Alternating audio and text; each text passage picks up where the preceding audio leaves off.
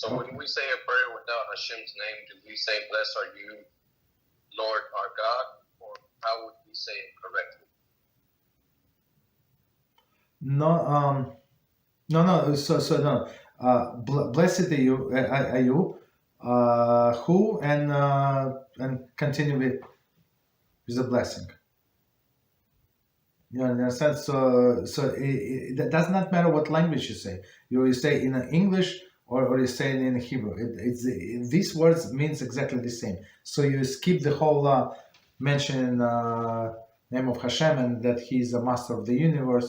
So we skip all of this. So you said blessed, who protects his nation Israel, let's say, or who heals his people.